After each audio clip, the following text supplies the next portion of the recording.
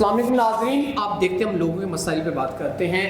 آج پاکستان کے شہر پتوکی سے موجود ایک بہن میرے ساتھ موجود ہیں جن کا تعلق پتوکی سے ہے۔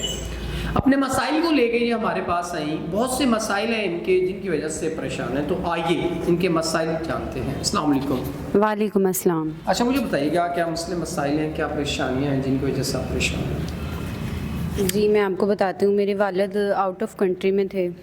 ہم کافی کھاتے پیتے گھر کے ہیں، مطلب اچھے خاندان سے تعلق رکھتی ہوں میں ایک ہی بہن ہوں۔ میرے بھائی ایک حادثے کے شکار میں اس دنیا سے رخصت ہو گیا تھا۔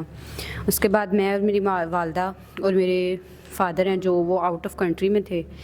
پہلے تو وہ کافی اچھے تھے، مطلب ایک دم سے انہوں نے ہمیں خرچہ دینا بند کر دیا، کوئی رابطہ نہیں، کوئی کچھ نہیں۔ اس کے بعد سے ہمارے حالات خراب ہوتے گئے دن بہ دن، کوئی ہماری مدد نہیں کرتا، کیونکہ میرے والد نہ ہمارا فون سنتے، ہر نمبر بلاک کر دیا، ایک دم سے ہم سے رابطہ ختم کر دیا۔ ہم بہت مجبور ہو گئی تھی۔ اس کے بعد میں نے گھروں میں کام کرنا شروع کیا، 2 وقت کا کھانا، مگر اس کے باوجود بھی لوگوں کی طرح طرح کی باتیں جو قابل برداشت تھی۔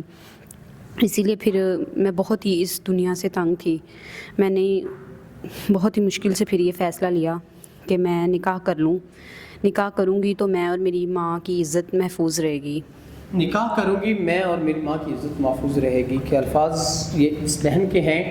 انسان جب اس معاشرے میں جیتا ہے تو اسے بہت سے معاملات کو دیکھنا پڑتا ہے، بہت سی ایسے مشکلات کا سامنا بھی کرنا پڑتا ہے جو نہ چاہتے ہوئے کرنا پڑتا ہے۔ تو بہن آپ کے ایسے مسائل ہیں، آپ نے بہت مشکل اور ٹف حالات سے گزر کے اپنے سب معاملات کو کور کیا، تو اب اگر کوئی ایسا انسان جو آپ اور آپ کی والدہ کو اپنی عزت سمجھے، آپ کی والدہ کو اپنی ماں سمجھے، تمام طرح حقائق کا جو آپ کے حقوق ہیں وہ ادا کرے، تو آپ نکاح کے لیے تیار ہیں پھر؟ جی سر، میں نکاح کے لیے۔